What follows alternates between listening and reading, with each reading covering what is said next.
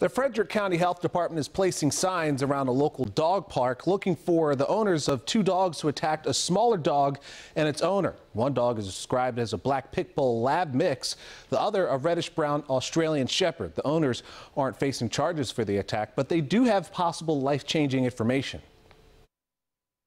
And everyone was having a great time. It was a beautiful day, and all the tails were wagging and the dogs were chasing each other round and round. Mike Pagliaro never expected his little 4-year-old Bichon Daisy to be brutally attacked and almost killed after a fun day at the dog park.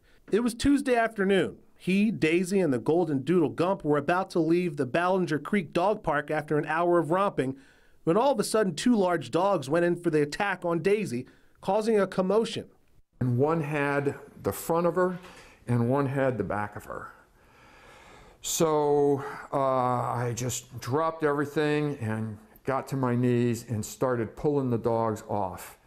And you know, these dogs have very powerful heads, and I tried to get them loose, and the fur was flying, and it was quite a thing.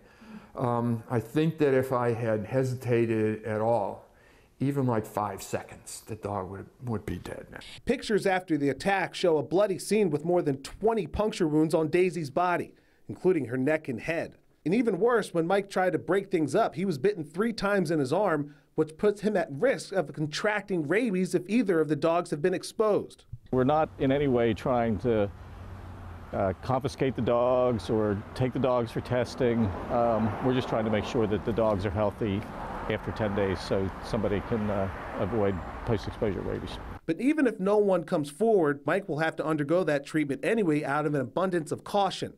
And that involves at least 4 vaccines given over a 2-week period, which he'll be closely monitored for any symptoms.